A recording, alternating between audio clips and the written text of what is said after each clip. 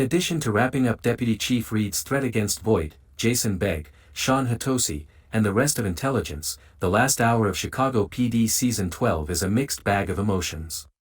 He was the only villain to successfully shut down the Chicago Police Intelligence Unit in Chicago PD Season 12, Episode 21. Regain their unit and their positions, Voight and his crew had to work in the background.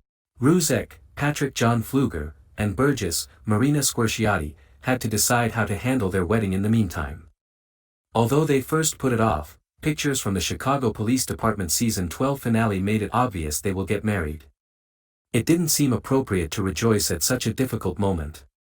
Now, all eyes are on Chicago Police Department Season 13, which premieres in the fall of 2025, and what the Season 12 conclusion signifies.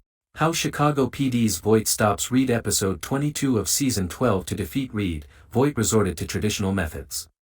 On NBC credit, Milika Georgievic, Reid just did something that no Chicago PD villain has ever done in the show's 12 seasons.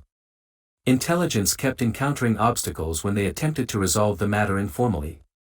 Ruzek and Burgess made the decision to go to the safe house where Jesus Otero's son was being held before his passing. Reid killed Jesus during the penultimate hour because he dared to criticize what he was doing, and now his son Rennie is in hot water. The visit to the safe house did provide intelligence with a lead because, as it turned out, a police officer had shown up. The squad was able to obtain a weapon that had been another man broke into the safe house.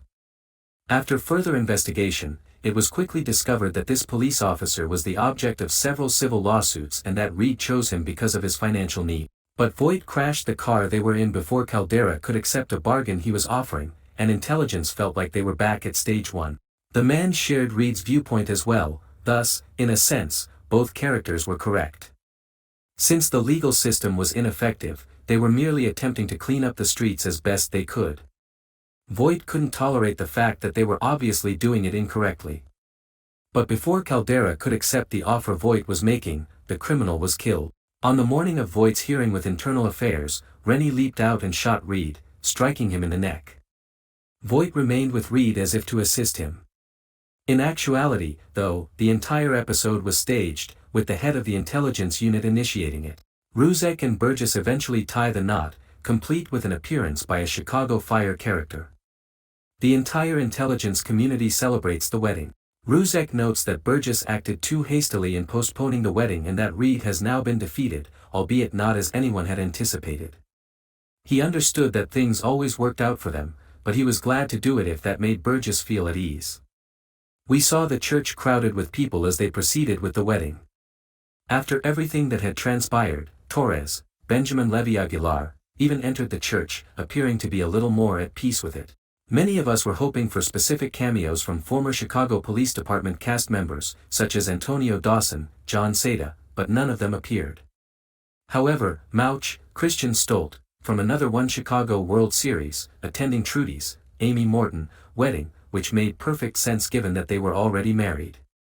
Since many Chicago Police Department marriages have taken place off-screen, like the one in which Halstead, Jesse Lee Soffer, and Upton, Tracy Spiridakos, got married without even notifying anyone in intelligence, it was an opportunity to celebrate the wedding.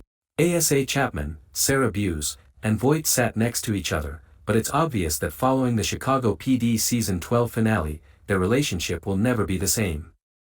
Chapman admits that she is upset because she is aware of what Voight did to defeat Reid. This demonstrates Voight's resistance to change, even for herself. Thank you for watching.